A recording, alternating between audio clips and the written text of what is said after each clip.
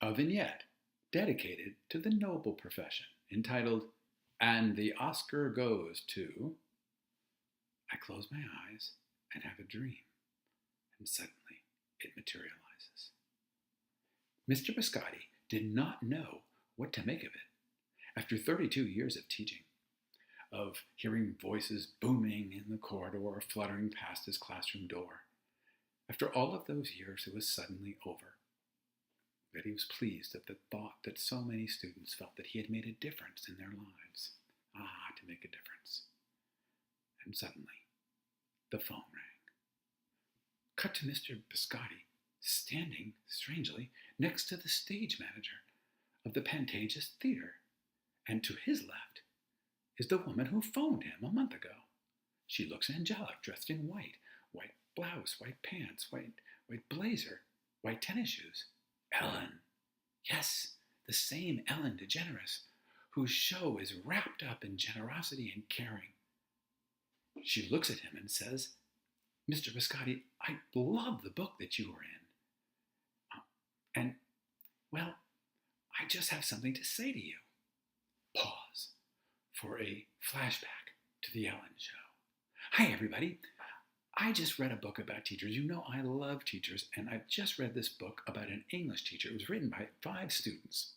The book is entitled Meetings at the Metaphor Cafe." I know. Isn't that a great title? All right.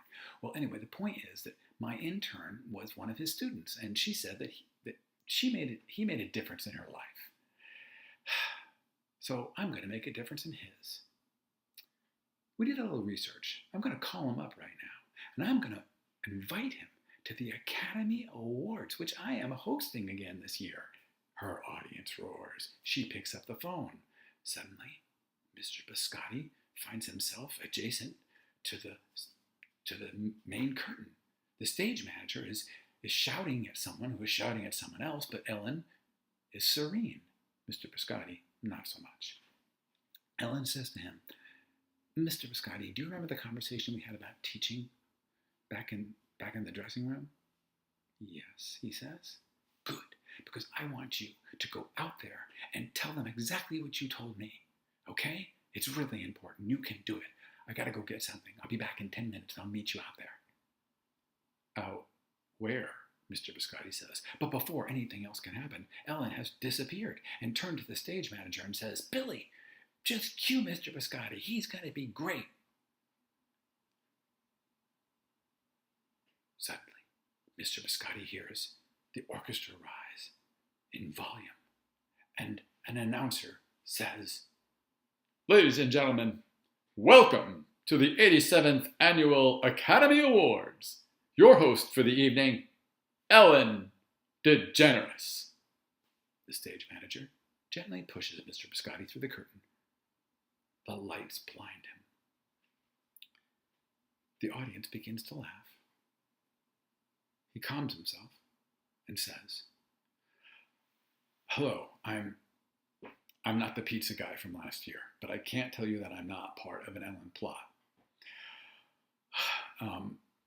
My name is Anthony Biscotti, and Ellen invited me here tonight and asked me to tell you something. She would be here, but she said she had to go get something, you know Ellen.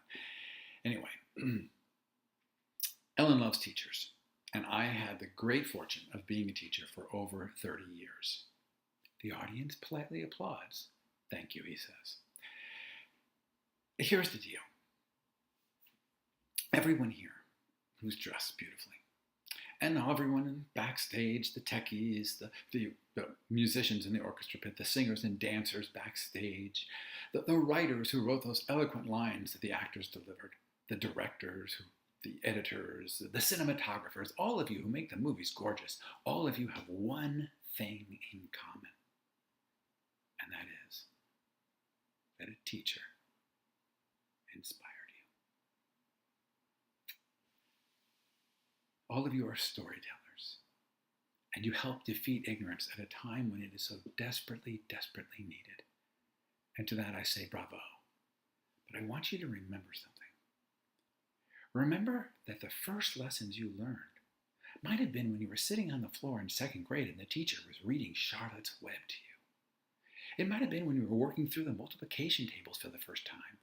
Maybe when the coach was demonstrating the sacrifice bunt. Maybe it was when you were taking notes on the causes of the Civil War.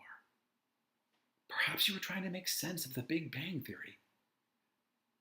Maybe, just maybe, it was when you watched Robin Williams climb up on top of a desk and urge his boys to seize the day and think for themselves. It could have been when you heard the crescendo of Mr. Holland's opus. And let's hope that at the very least it was when you learned self-respect and decency from Sidney Poitier and To Sir with Love. You see, teachers are the foundation of our democracy. Now, for all of you young people out there tonight watching, do not believe people who tell you those who can't do teach.